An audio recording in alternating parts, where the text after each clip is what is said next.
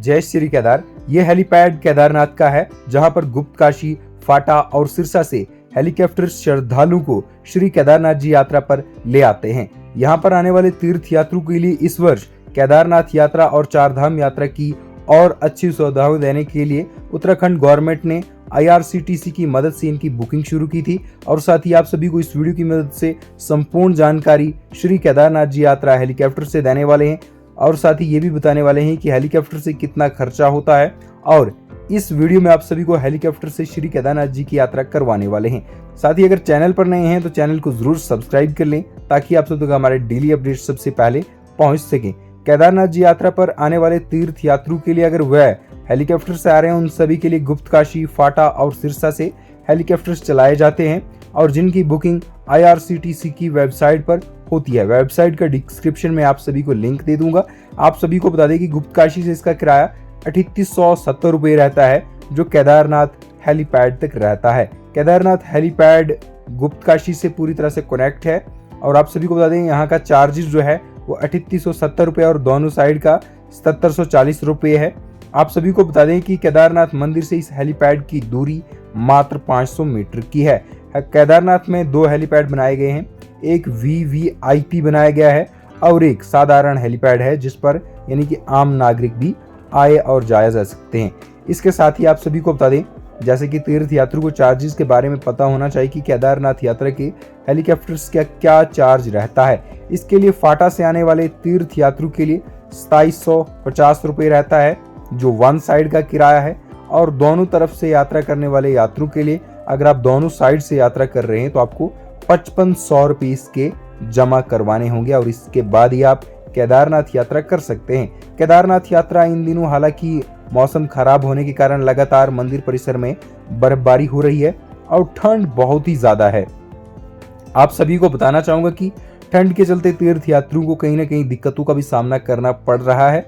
साथ ही सिरसा से जो तीर्थ यात्री अपनी केदारनाथ जी यात्रा करेंगे उनको 2749 रुपये वन साइड का किराया देना होगा और बोथ साइड का किराया रहेगा 5498 रुपये, जो आप सभी के लिए सबसे बड़ी जानकारी है। यानी कि इसके 3 हेलीपैड्स हैं और 3 हेलीपैड से आप हेलीकॉप्टर की बुकिंग ले सकते हैं IRCTC की वेबसाइट से, जिसकी मैं आपको डिस्क्रिप्शन में मेंशन कर दूंगा लिंक। और साथ ही आप सभी को बता दूं कि आप देख रहे हैं सामने जो लेटेस्ट वीडियो आप सभी के, केदारनाथ धाम में लगातार बर्फबारी हो रही है और इससे कहीं ना कहीं जो तीर्थ यात्री हेलीकॉप्टर से यात्रा करते हैं उन्हें कहीं ना कहीं परेशानियों का सामना करना पड़ सकता है, क्योंकि केदारनाथ धाम में मौसम ऊपर खराब रहता है और निचले भागों में मौसम ठीक रहता है।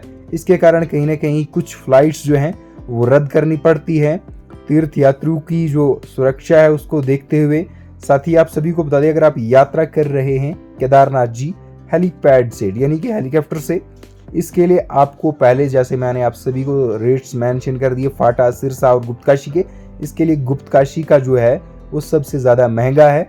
अगर आप फाटा से कर रहे हैं यात्रा तो फाटा और सिरसा लगभग एक बराबर ही है।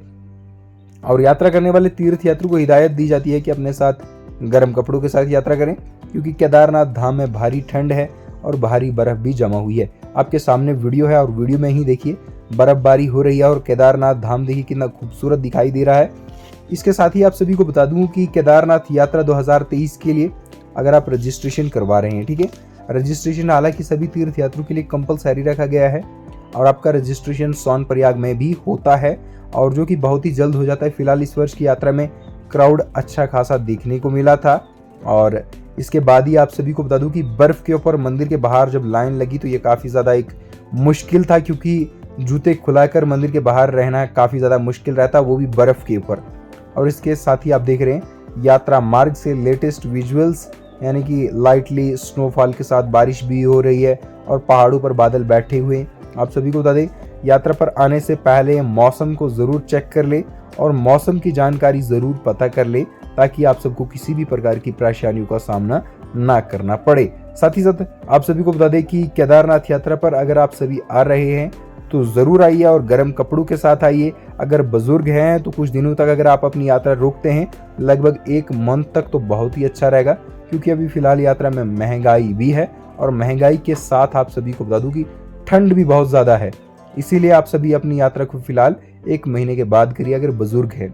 अगर बर्फ़ के शौकीन हैं तो आज ही कर लीजिए और उम्मीद करते हैं कि आपको ये वीडियो अच्छा लगा हो। अगर वीडियो अच्छा लगा हो तो वीडियो को ज़रूर लाइक करें, साथ ही चैनल को ज़रूर सब्सक्राइब करें। जय श्री केदारनाथ जी।